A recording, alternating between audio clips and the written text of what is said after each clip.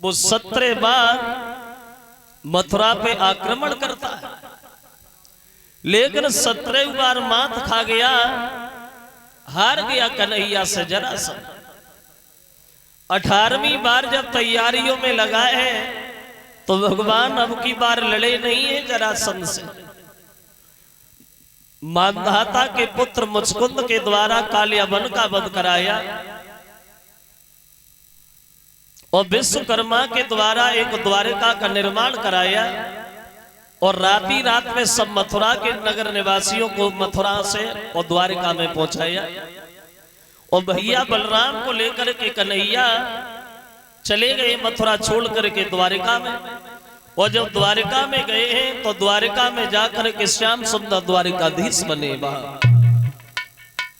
जब ये द्वारिका में रहने लगे भगवान श्याम सुंदर, फिर इनके बड़े भैया बलराम का विवाह हुआ। बताया गया है कि अरुणत नगरी के रहने वाले आनर्त के पुत्र महाराज रेवतक की लड़की रेवती के साथ बलराम की शादी हुई। बताया है कि महाराज रेवतक ने अपनी बेटी रेवती का स्वयंवर किया।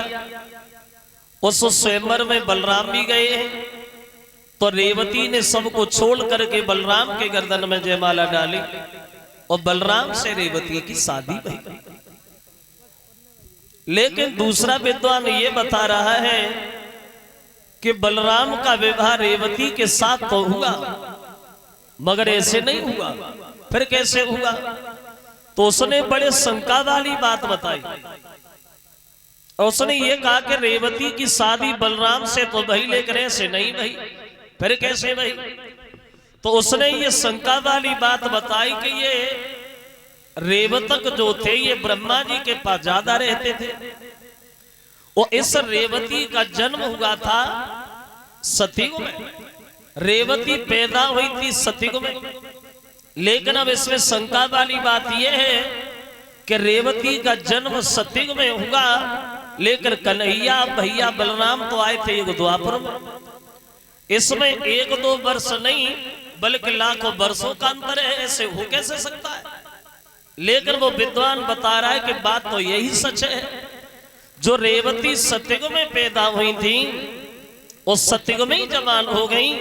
सतयुग चला गया, त्रेता निकल गया, द्वापर आ गया, लेकिन रेवती का विवाह जो था वो नहीं हुआ। अब होगा ऐसा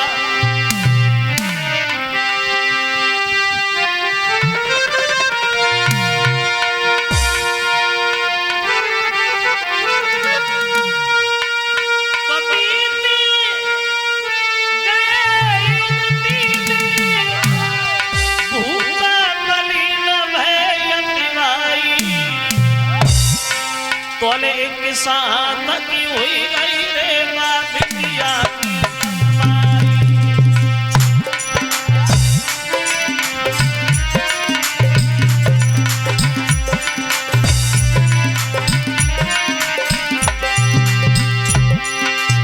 देखा, सतयुग में रेवती पैदा भई, लेकिन द्वापर आ गया, रेवती का विवाह नहीं हुआ। तब तक रेवती की लंबाई जो है वो 21 हाथ ऊंची हो गई, 21 हाथ लंबी हुआ। ये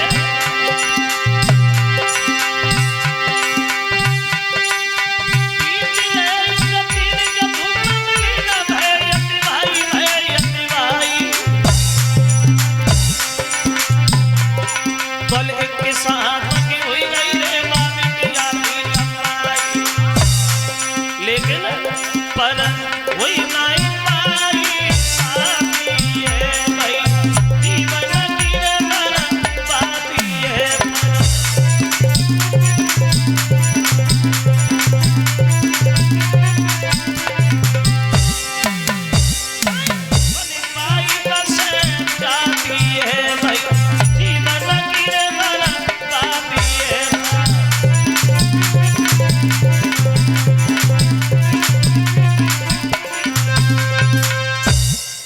जो सतयुग में रेवती पैदा भई, लेकिन द्वापर आ गया, रेवतक ने बेटी का विवाह नहीं किया।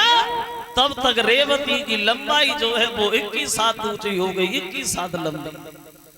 तो एक दिन रेवतक को ध्यान आया और ब्रह्मा जी से बोले, प्रभु हम तो तुम्हारे पास ही बने रहे, लेकिन हम ये भूल गए कि हमारे घर में कोई बेटी भी है। सतयुग में हमारे घर में एक कन्या ने जन्म लिया महाराज, लेकिन द्वापर आ गया, हम विवाह नहीं कर पाए। कोई ऐसा लड़का बता जो हम अपनी बेटी की शादी करें। तो ब्रह्मा जी हंसने लगे, बुद्धि खराब है देवता, लड़का पूछ रहे हो? अरे इतनी उम्र का तो कोई बूढ़ा भी नहीं मिलेगा। बोले सोचो। तो जवाब दिया, कन्हैया का अवतार हो गया और उनके बड़े भैया बलराम हैं, उनसे शादी कर दो। अब नाई और ब्राह्मण को भेज करके द्वारका में शादी पक्की कराई, लेकिन द्वारका वालों को यह पता नहीं कि रेवती की लंबाई 21 हाथ ऊंची है, देखी तो थी नहीं किसी ने। अब द्वारका से बारात सज धज के जब अरनत नगरी में पहुंची तो रेवती जब जयमाला लेकर के दरबार में आई, वहां देखो 21 हाथ लंबी। अब गाइए, ले जयमाला सक सहेली लली सभा में आई,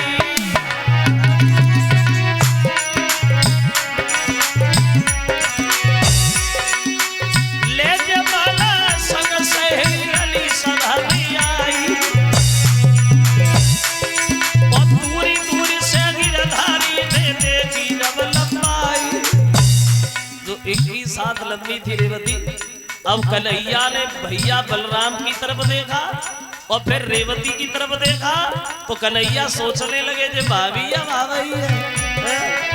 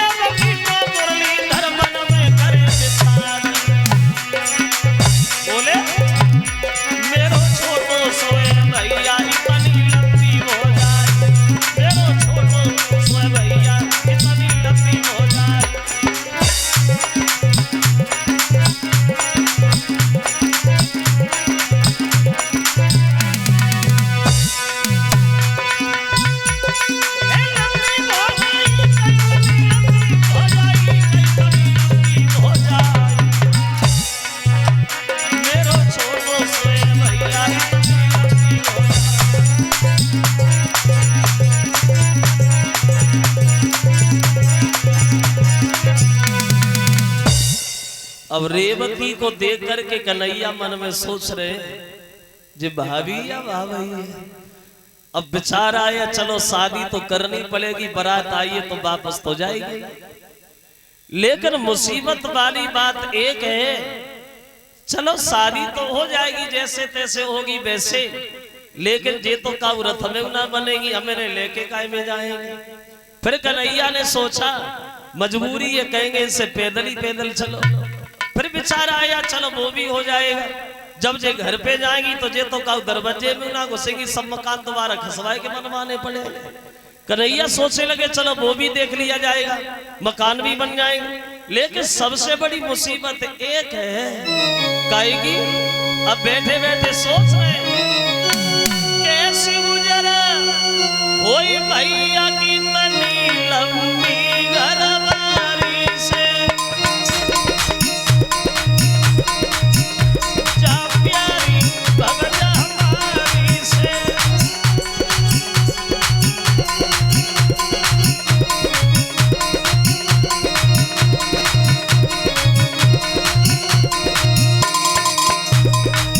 अब कन्हैया बैठे बैठे विचार कर रहे हैं, बात ये है मेरो भैया लागे लारोए,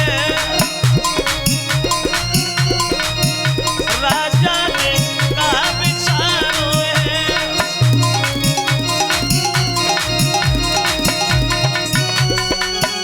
अरे इतनी दिनना नहीं सगाई लंबी भैया हमारी से, प्यारी भगजा हमारी से।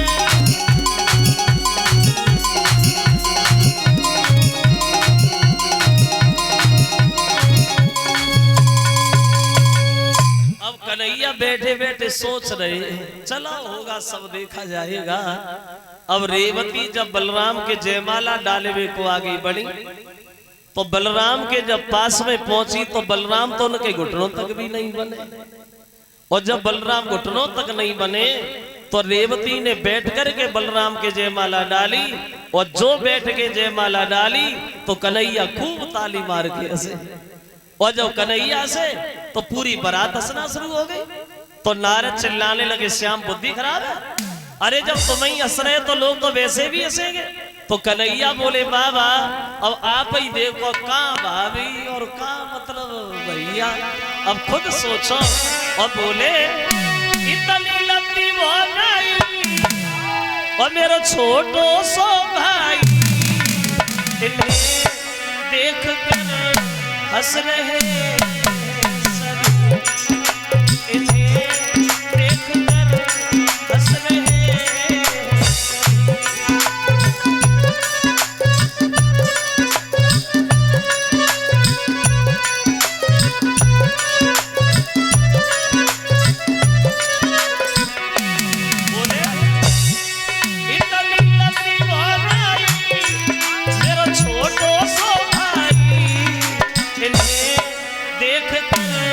हंस रहे सभी, इन्हें देख कर हंस रहे सभी।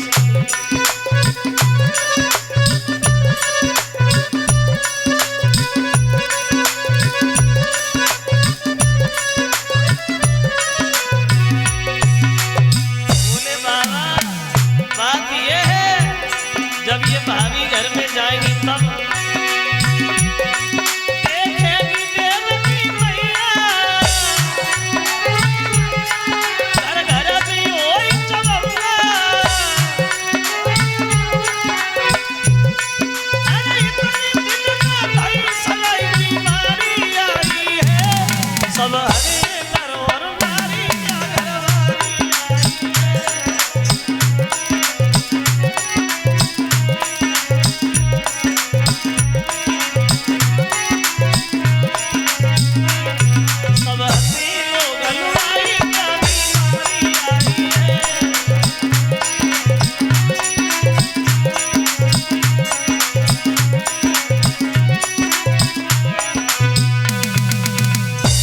नारद बोले, देखो बलराम भैया तुम ही कुछ सोचो तो मैंने अपने बराबर करो। तो बलराम बोले, बच्चों जैसी बातें कर रही हो नारद, इनमें कौन से बोलते हैं जो ढीले करके छोटी करें। बोले सोचो।